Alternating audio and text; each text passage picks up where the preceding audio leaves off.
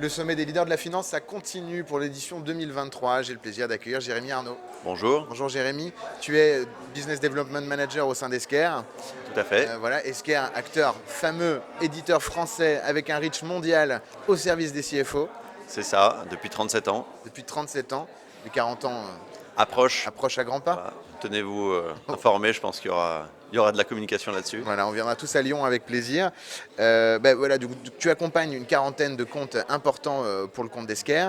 Tu es au sein des équipes depuis 3 ans. Je crois que dans les comptes que tu suis, il y a Veolia, Sanofi, l'Aper, des ETI au CAC 40. sûr. Voilà, et peut-être avec ce prisme, avec ce point de vue justement d'accompagner 40 CFO, voilà, on est début 2023. Est-ce que tu peux nous dire voilà, qu'est-ce qui aujourd'hui prend du temps de cerveau au CFO? Quels sont les grands projets du moment? Quelles sont les choses qui les intéressent? Peut-être aussi les choses qu'ils essaient d'anticiper. Ouais. Alors, ce qui les occupe le plus, clairement, mais je pense que c'est le cas pour tous les éditeurs français, ce pour quoi on est le plus sollicité, c'est la réforme de la facturation 2024. Alors évidemment, pour trouver des outils qui leur permettent de faire face dès 2024 en termes de réception et d'émission, mais aussi parce qu'il y en a qui sont nos clients qu'on accompagne, donc là c'est plus de l'accompagnement qui viennent nous chercher, c'est finalement qu'est-ce que je dois faire en amont pour pouvoir faire face. Quelles vont être les nouvelles interfaces, les statuts importants qui deviennent obligatoires, quelles données je dois avoir sur mes factures que je n'ai pas aujourd'hui. Voilà, c'est ça en fait le vrai travail en amont. C'est pas simplement un outil, c'est être sûr que voilà, on ait les sirènes dans sa base de données client, qu'on soit capable de renvoyer le statut encaissé de la facture à la fin. Alors, c'est des choses assez techniques, mais fondamentales d'anticiper, parce que si jamais on a le bon outil en 2024, mais qu'on n'a pas les informations qui nous permettent d'envoyer les factures, j'ai peur que le DSO en prenne un coup. Donc là, vous préparez les fondamentaux avec tous vos clients pour faire en sorte que cette réforme se passe Voilà. pour le mieux. Mais c'est très intéressant ce que tu dis. Moi, je voyais Esker comme un fournisseur d'outils. Ouais. Mais là, tu parles d'une partie plus conseil, d'accompagnement. On va dire que c'est la crème, c'est la garniture du gâteau. On n'est pas une société de conseil, on fournit vraiment des outils. Par contre, quand on est un client Esker et qu'on a déployé des solutions Esker, eh ben, on a accès à tout un tas de ressources pour nous aider sur les process métiers qui sont autour de ces solutions.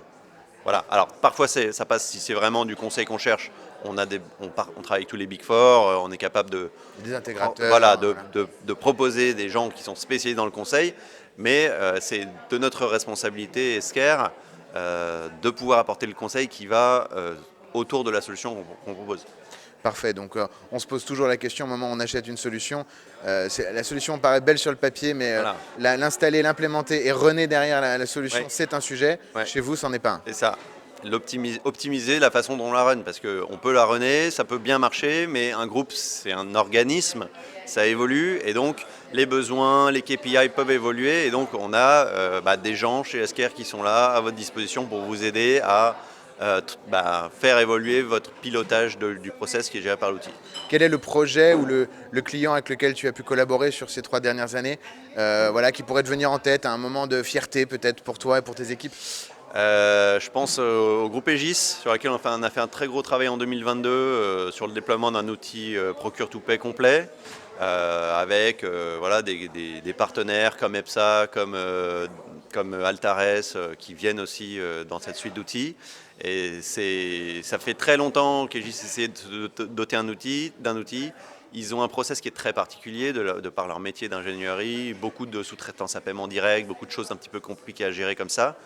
Et vous avez créé un peu de simplicité là-dedans. Voilà, on a fait un gros chantier et ça a été un projet très bien géré par leurs équipes, qui a été dans les temps, dans les budgets.